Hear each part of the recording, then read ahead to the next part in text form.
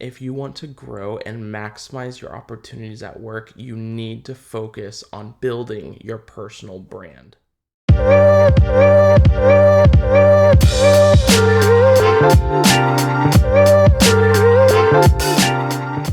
What is your personal brand? It's how people talk about you when you're not in the room. And it's important for 3 reasons. The first one is your pay is almost always decided when you're not in the room. The second reason is your position and your promotions are always decided when you're not in the room. And third, your reputation depends on how you're spoken about when you're not in the room. It has the ability to make or break your reputation, right? When you're not there, it either goes up or it goes down depending on how people talk about you. So all of the major decisions that affect your career all happen when you're not in the room. And so if studying and developing your personal brand helps facilitate that conversation in a positive way, then it will have drastic positive benefits on your career long term.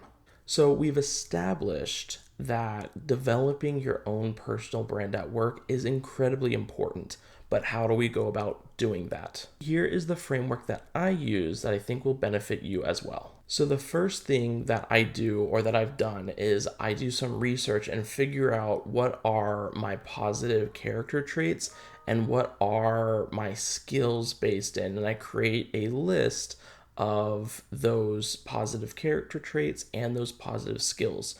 So if you're working along with this and you want to develop your own personal brand, go ahead and do some digging, do some research, and determine what character traits do you utilize at work and what positive or what skills do you have that help you in your professional life. And the trick is, right, those are kind of the first 2 steps where it's all about figuring out your character traits and figuring out your skill set. And then the third part of that is figuring out how you utilize both of those character traits and those skills in order to add unique value at work, right? What is your unique selling point? And so I'll use myself as an example.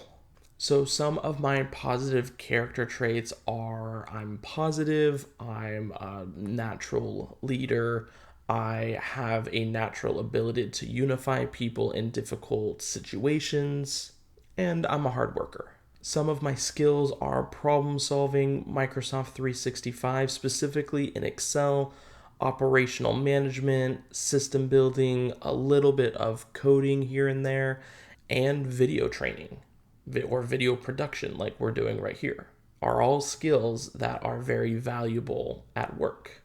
Now I'm able to take those character traits and those skills, combine them, and then apply them within my unique environment in order to maximize the value that I'm adding to my department. So for example, I provide exceptional value by being able to lead teams into the future through servant leadership and unifying the teams in difficult times. My skill set in operational management and system building allows me to develop systems and processes that enable the team around me to maximize their productivity and to maximize their effectiveness and their efficiency, which helps bring us into a better future, save time, save money, and allow us to maximize our true potential at work so that we can funnel that time into other more high impact tasks that benefit ourselves and benefit the company. And then on top of all that, I also utilize my ability to produce videos, and I produce a lot of video trainings that help support and facilitate the team and communicate complex processes and ideas in a very simple way that's duplicatable, that helps maximize their time and minimize the mistakes. And then on top of that, I also produce video using these systems and these processes that help streamline the training and make taking on new processes and learning complex systems easy. So again, you can see how I'm taking my character traits and I'm taking my skill sets, I'm adding them together, and I'm utilizing them in order to add unique value to my team. And that is what ends up being my brand at work. So now you go through the exercise, you write down your character traits, your skill sets, and how you're utilizing both of them in a unique way to add maximum value at work. Now, if you go through that process and you write those down and you're not happy with it, or you have a personal brand in mind that you want to be, but you're not there, then take a moment and identify those gaps. And those gaps are going to be where you prioritize and you work on. So if you want to provide unique value using a specific character trait, but you lack a skill to be able to utilize that character trait to add unique value, then right there you have something to focus on and something to develop yourself in. By focusing and applying and practicing that skill at work, you can start creating a personal brand that you're actually excited about and the personal brand that you want to be affiliated with. So write those down. If you're not happy with it, then identify the gaps and then work on those gaps. And you can do this in an entry level position, right? You can take some unique character traits and some, basic skills and apply them in a unique way and still get more value than maybe other people in your position. And that's just getting started. And that's exactly how I started as well. And so it's perfectly fine to get started that way. Again, I have the advantage of having worked on this, or have been working on this for years and years and years now, so I have a lot more momentum. So don't feel overwhelmed that mine is a little bit, maybe more laid out than yours will be. The important thing is that you're starting and you're identifying where you are now and where you want to be. Now, once you have a personal brand identity that you're happy with and that you want to leverage and utilize moving forward, here are a couple of call outs that you need to take in consideration when exercising your personal brand. The first point is that just because you have a personal brand or personal brand identity, that doesn't mean your manager is going to automatically know.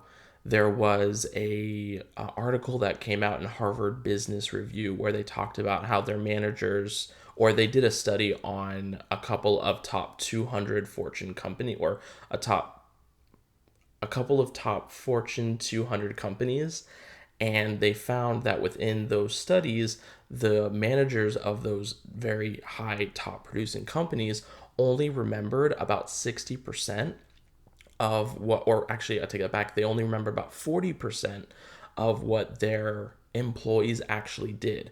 And so it's a really good lesson and idea to understand that your boss, your manager, only typically understands about 40% of what you do. So you need to be in communication with them and work with them so that they know what your brand identity is and what your character strengths are, what your skills are, and then what projects or how you're applying those traits and those skills at work. And you can do this with your manager. This is something that I do with my manager too, where we outline and we talk about my strengths or my character strengths. We talk about my skill sets, and then we review the projects that I'm taking on in order to make sure that I'm maximizing my impact at work through my personal brand. And even if your boss isn't as supportive as mine is, your boss still wants you to maximize your potential at work in order to, get more production out of you.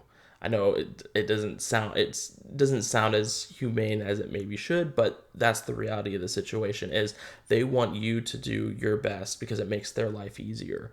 And so you can still have these conversations with your boss and help them identify, what are you good at, what are you bad at, what should you improve based off of your strengths, how can you leverage those strengths, minimize your weaknesses or work on your weaknesses in order to maximize your value consistently over time at work to help you develop your personal brand identity.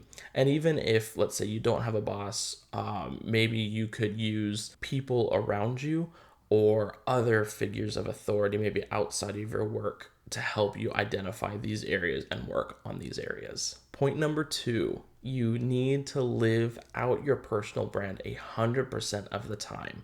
Every action you take, every interaction that you have is either going to build or tear down your personal brand. It's very similar to developing a character or developing your character. If you say one thing but you do another, it's not going to develop trust. What you want to do is you want to maximize every interaction you have in order to develop your brand in the right way. So for example, right, like with my personal brand, right, servant leadership is one of the, I guess, keywords in there, one of the character traits that I have. And like one of my skills is like growth and development, right? So I believe very heavily in like developing others and developing the team. That's part of my personal brand, and that's what I'm associated with at work. So whenever I have the opportunity to help someone grow, I need to be taking those opportunities. I can't just say that I'm all about personal development and growth in the workplace, and then when someone reaches out to me because they want to learn something new or they want to train on something, I can't just like consistently shun them, because that is opposite of my brand. And like the same thing with servant leadership, if I'm trying to lead through serving, I can't have a dictatorship style of management and leadership, or I'll negatively affect my personal brand, and then people get confused on who I actually am and what my character actually is. So you need to live your brand 100% of the time. Look for ways to maximize interactions. Use meetings as an opportunity to practice your character traits or practice your skill sets. Do it in a genuine way, right? People understand if you're faking it, and so look for ways to add value to meetings based off of your personal brand in a genuine way. Don't just fake it. All right, point number 3 is your brand needs to be consistent. We already touched on this in the previous point. You need to be consistent with your personal brand. You can't be constantly changing it. You can't, one day practice your traits and live out your skill sets well, and then the next day not do that. Or you can't provide unique value one day and then just not do it the next day. You need to be focused on being as consistent as possible. We all have our days, but you want to minimize those and look at it almost as a scale, right? The more times that you are consistent, the more or the easier it is for people to trust in your brand. But if you're equally on brand and equally off brand, then people aren't going to really believe in you, right? Because it's about 50-50 on who your character actually is. But the more opportunities you take to be consistent, the heavier the weight is for your brand. And so people will put much higher weight or put much more weight on who your personal brand is. And it takes time, but you want to take all the opportunities that you can and be as consistent as possible over the longest period of time in order to help develop that personal brand.